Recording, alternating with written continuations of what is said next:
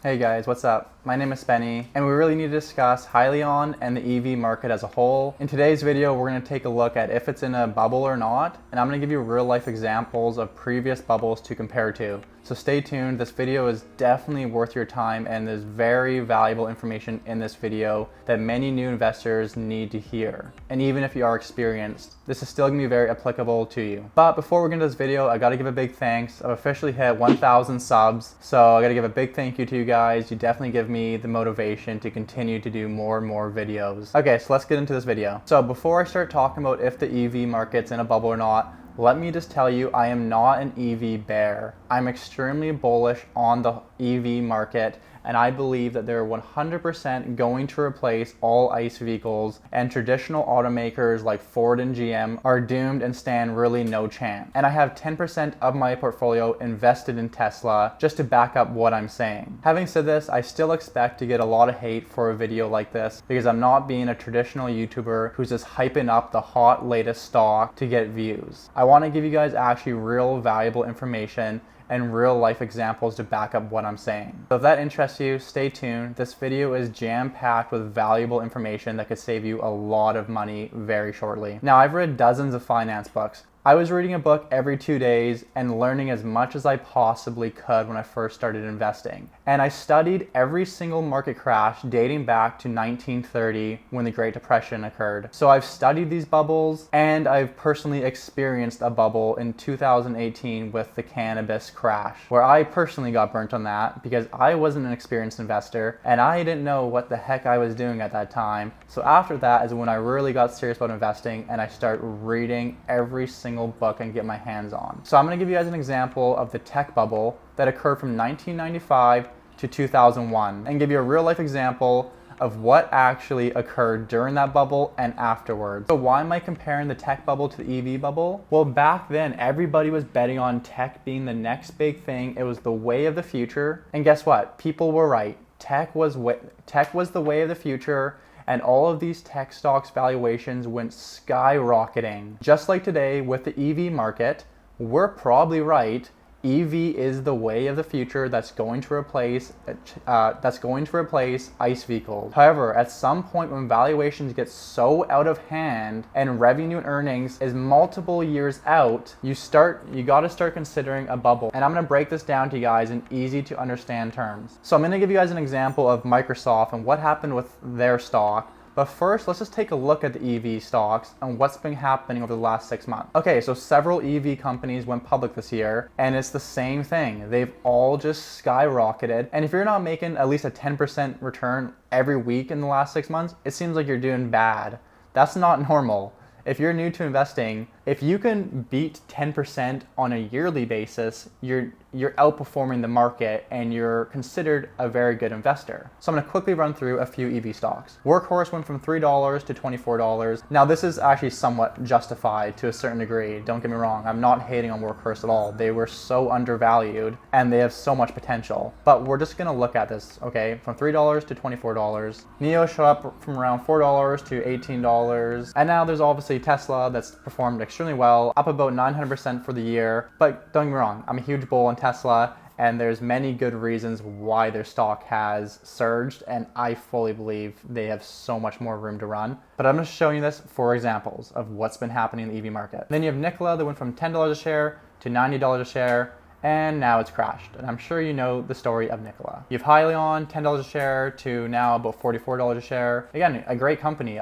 All these companies I'm showing you, I fully believe in. I think they're going to do great in the future. I'm not knocking them at all. I've considered investing in Hyliion myself. I didn't. But this video is about being realistic with returns in the market. Okay, so that's enough about showing you guys the EV stocks. I'm sure you know that they've all performed extremely well, ranging from 400% returns to 900% returns. But you got to start questioning it when every single company in an industry is booming like that. There's honestly too much to cover on a subject like this, so I'm just gonna try to fly through this and hopefully it makes sense. At the end of this video, I'm gonna explain my thoughts on it into more details, and I think that'll help out with understanding this. Okay, so like I said, we're gonna look at Microsoft in the tech bubble and what happened. So Microsoft in 1995 traded at about $3 a share. Towards the end of the tech bubble in the year 2000, it was trading at $32 a share. So basically a 10x return in 5 years. So what happened for the next 14 years? Well, if you would have bought at the height of the tech bubble, it would have taken until 2014 to break even. That's 14 years. And guess what? Microsoft increased their revenues year over year from 2000 to the year 2014. They weren't a struggling company, they were doing well. And the reason why I'm showing you Microsoft, because this is one of the best tech companies ever. This isn't a crappy tech company that's just garbage. This is like one of the best tech companies that did increase their revenues, but still took 14 years because their valuation was so out of hand. And this happens in bubbles. This happens in housing bubbles. This happens in stock bubbles. So let me show you the revenues quickly. Now, for some reason on macro trends, I can't go back to the year 2000. I can get back to the year 2005. Now you see in 2005, they're at 9,620. Now this is millions, so it was 9 million in revenue in 2005. In 2008, so just 3 years later, 15, almost doubled in revenue in 3 years. That's extremely good growth. And then 2008, they went from 16 million, and then to 2012, 18 million, continuing to grow. And then up until 2014, they went to 26 million in revenue. So this is a company that performed well, but still took 14 years because valuations do matter in the stock market. And I think a lot of investors are forgetting that. And I hope this isn't partly due because every YouTuber somehow has a crystal ball and is predicting what's happening with the stocks in the short term. They're completely gambling. They don't know what's gonna happen. Yes, they might look like a genius right now because we're in a booming cycle for EV stocks, so of course it's gonna go up. But when this eventually possibly crashes, they're not going to look too smart anymore. So I'm prepared for whatever comments I'm going to get, but I'm just being realistic and I don't want to see you guys lose a ton of money here. Okay, so this is the hype cycle. So a potential breakthrough kicks things off. Now EV technology, it's been around for a while, but it's really kicking off now. People are realizing that this is the way of the future. So this is exciting all investors and people are piling their money into these stocks. So a surge of publicity accompanied by bold predictions. This is exactly what's happening right now in EV stocks.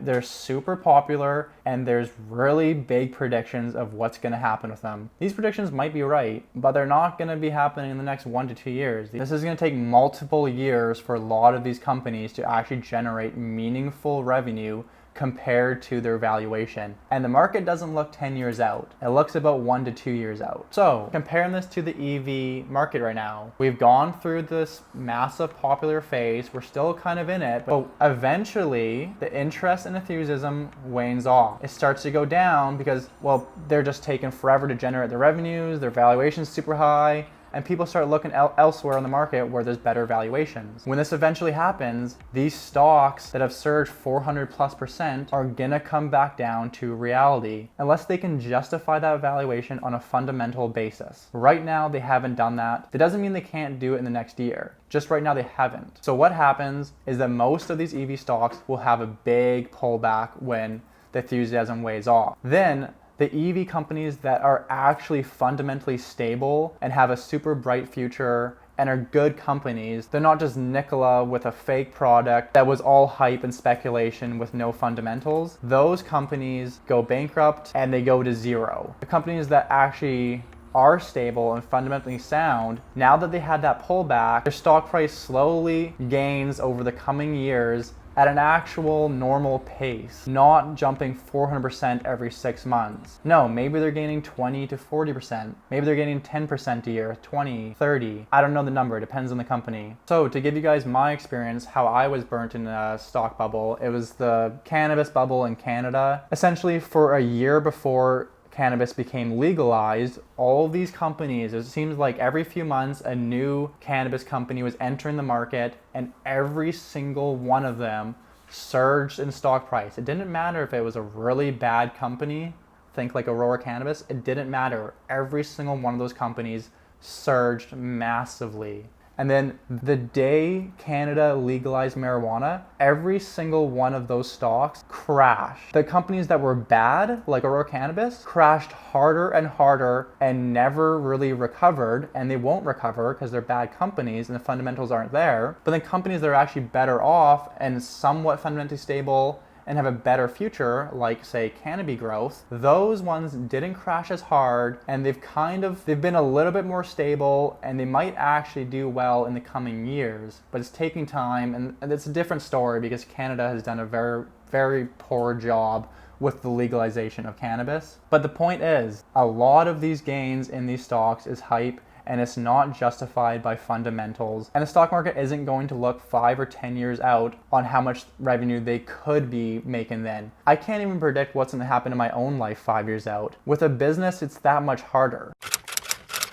Okay, so I know this video sounded very bearish, and that's really not my intention. Like I said, I'm a big bull on the EV market. I'm invested in Tesla, and I believe Tesla is going to continue to do well. But when every single company in an industry is experiencing 400% plus gains, that's a bubble. Not all these companies are amazing. We're seeing Nikola crash now. A lot of these other companies, though, are quite well. I think Hyliion actually has a quite good future for it. But you got to ask yourself, for example, with Hyliion, it has experienced a 400% gain in the last 6 months. Do the fundamentals justify that? If you've done your research and you say to yourself, yes, fundamentally, this company has justified a 400% return, and we're going to see amazing revenue growth over the next 1 to 2 years, then maybe that's a fine investment if that's your conclusion that you come to. So these are tough questions that you need to ask yourself, and it's important to, because bubbles can really burn, and it can take a long time to bounce back from it, as I've shown in the tech bubble. Now, I don't think the EV market is an exact situation of the tech bubble. It's different. A lot of these EV companies do have quite a good future for them, where a lot of the tech companies didn't. But like I said, like I've shown you, even Microsoft, an amazing tech company, still struggled to bounce back from their bubble bursting. I'm going to continue to put out more EV videos, and I am a bull on the industry, guys. But at some point, maybe a person has to consider taking a bit of profits off the table and realizing some of these gains just aren't justified. And remember, bubbles can last years. The tech bubble was 6 years long. Real estate bubbles can last 10 plus years. So this might not be today. You might have years ahead of us. We don't know. I'm not going to pretend that I can predict the market like a lot of people try to do. Anyways, that's really all I have for this video. I could talk about bubbles all day long, but I don't want to bore you to death. So I hope you guys appreciated this kind of video, taking a different side of things and looking at things more realistically. Anyways, if you did enjoy this, if you guys could drop a like and comment down below, it lets me know what you guys think of this kind of video. And yeah, thanks again for the 1,000 subs and anybody who's watched till the very end, and I'll see you guys in the next video.